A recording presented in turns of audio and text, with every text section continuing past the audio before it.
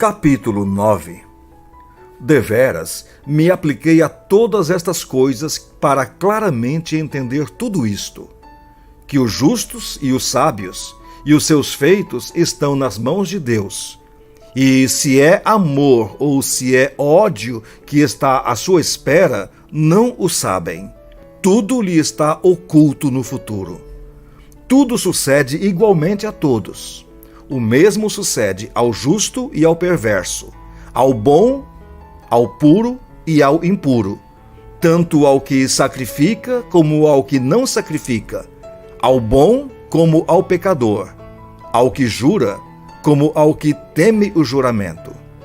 Este é o mal que há em tudo quanto se faz debaixo do sol. A todos sucede o mesmo. Também o coração dos homens está cheio de maldade.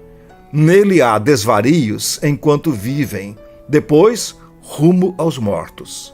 Para aquele que está entre os vivos há esperança, porque mais vale um cão vivo do que um leão morto. Porque os vivos sabem que hão de morrer, mas os mortos não sabem coisa nenhuma, nem tampouco terão eles recompensa, porque a sua memória jaz no esquecimento. Amor, ódio e inveja para eles já pereceram. Para sempre não têm eles parte em coisa alguma do que se faz debaixo do sol. Vai, pois, come com alegria o teu pão e bebe gostosamente o teu vinho, pois Deus já de antemão se agrada das tuas obras. Em todo tempo sejam alvas as tuas vestes, e jamais falte o óleo sobre a tua cabeça. Goza a vida com a mulher que amas, todos os dias da tua vida fugaz, os quais Deus te deu debaixo do sol, porque esta é a tua porção nesta vida, pelo trabalho com que te afadigaste debaixo do sol. Tudo quanto te vier à mão para fazer, faze-o conforme as tuas forças, porque no além, para onde tu vais, não há obra, nem projetos, nem conhecimento, nem sabedoria alguma. Vi ainda debaixo do sol que não é dos ligeiros o prêmio, nem dos valentes a vitória, nem tampouco dos sábios o pão, nem ainda dos prudentes a riqueza, nem dos inteligentes o favor. Porém, tudo depende do tempo e do acaso, pois o homem não sabe a sua hora. Como os peixes que se apanham com a rede traiçoeira, e como os passarinhos que se prendem com o laço, assim se enredam também os filhos dos homens no tempo da calamidade, quando cai de repente sobre eles. Também vi este exemplo de sabedoria debaixo do sol, que foi para mim grande. Houve uma pequena cidade em que havia poucos homens. Veio contra ela um grande rei, sitiou-a e levantou contra ela baluartes. Encontrou-se nela um homem pobre, porém sábio, que a livrou pela sua sabedoria. Contudo, ninguém se lembrou mais daquele homem. Então disse eu: melhor é a sabedoria do que a força, ainda que a sabedoria do pobre é desprezada e as suas palavras não são ouvidas. As palavras dos sábios, ouvidas em silêncio, valem mais do que os gritos de quem governa entre tolos. Melhor é a sabedoria do que as armas de guerra, mas um só pecador destrói muitas coisas boas. Capítulo 10. Qual a mosca morta faz o unguento do perfumador exalar mau cheiro, assim é para a sabedoria e a honra um pouco de estultícia. O coração do sábio se inclina para o lado direito, mas o do estulto para o da esquerda. Quando o tolo vai pelo caminho, falta-lhe o entendimento, e assim a todos mostra que é estulto. Levantando-se contra ti a indignação do governador, não deixes o teu lugar, porque o ânimo sereno acalma grandes ofensores. Ainda há um mal que vi debaixo do sol, erro que procede do governador. o tolo posto em grandes alturas, mas os ricos assentados em lugar baixo.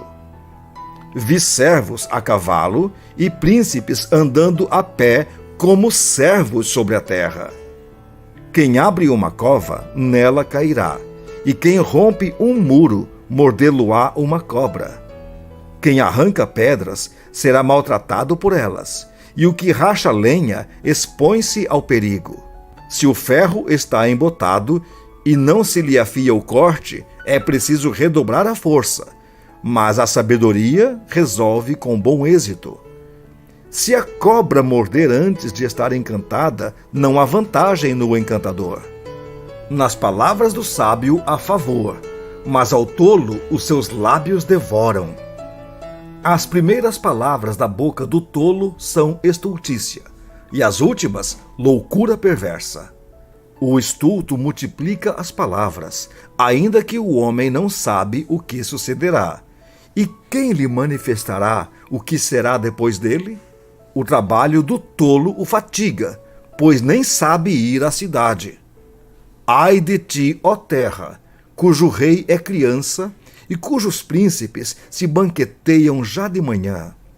Ditosa tu, ó terra, cujo rei é filho de nobres e cujos príncipes se sentam à mesa a seu tempo para refazerem as forças e não para a bebedice. Pela muita preguiça desaba o teto, e pela frouxidão das mãos goteja a casa. O festim faz-se para rir, o vinho alegra a vida, e o dinheiro atende a tudo. Nem no teu pensamento amaldiçoes o rei, nem tampouco no mais interior do teu quarto o rico, porque as aves dos céus poderiam levar a tua voz, e o que tem asas daria notícia das tuas palavras.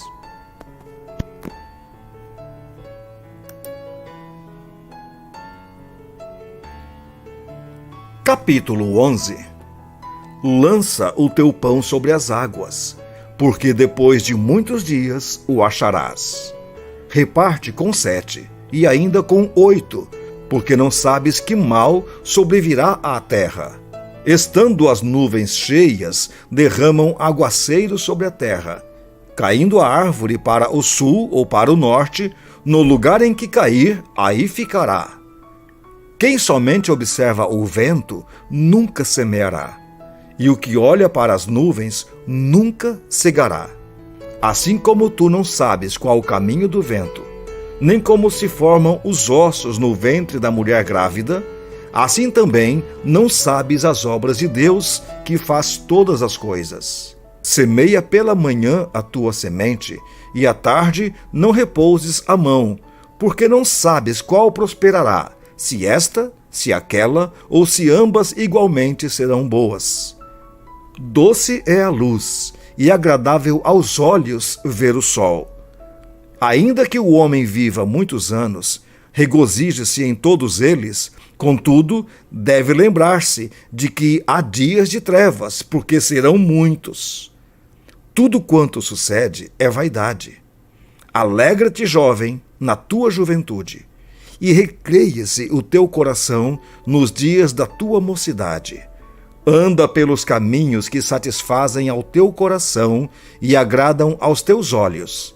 Sabe, porém, que de todas estas coisas Deus te pedirá contas. Afasta, pois, do teu coração o desgosto, e remove da tua carne a dor, porque a juventude e a primavera da vida são vaidade. Capítulo 12. Lembra-te do teu Criador nos dias da tua mocidade, antes que venham os maus dias e cheguem os anos dos quais dirás, não tenho neles prazer. Antes que se escureçam o sol, a lua e as estrelas do esplendor da tua vida, e tornem a vir as nuvens depois do aguaceiro. No dia em que tremerem os guardas da casa os teus braços, e se encurvarem os homens outrora fortes as tuas pernas, e cessarem os teus moedores da boca por já serem poucos, e se escurecerem os teus olhos nas janelas, e os teus lábios, quais portas da rua, se fecharem, no dia em que não puderes falar em alta voz, te levantares a voz das aves e todas as harmonias, filhas da música, te diminuírem. Como também, quando temeres o que é alto, e te espantares no caminho, e te embranqueceres como floresce a amendoeira, e o gafanhoto te for um peso, e te perecer o apetite, porque vais à casa paterna, e os pranteadores andem rodeando pela praça. Antes que se rompa o fio de prata, e se despedace o copo de ouro, e se quebre o cântaro junto à fonte, e se desfaça a roda junto ao poço, e o pó volte à terra como o era, e o espírito volte a Deus que o deu. Vaidade de vaidade, diz o pregador, tudo é vaidade. O pregador, além de sábio, ensinou ao povo o conhecimento, e atentando e esquadrinhando, compôs muitos provérbios. Procurou o pregador achar palavras agradáveis e escrever com retidão palavras de verdade. As palavras dos sábios são como aguilhões, e como pregos bem fixados as sentenças coligidas, dadas pelo único pastor. Demais, filho meu, atenta, não há limites para fazer livros, e o muito estudar é enfado da carne. De tudo que se tem ouvido, a suma é: teme a Deus e guarda os seus mandamentos, porque isto é o dever de todo o homem. Porque Deus há de trazer a juízo todas as obras, até as que estão escondidas, quer sejam boas, quer sejam más.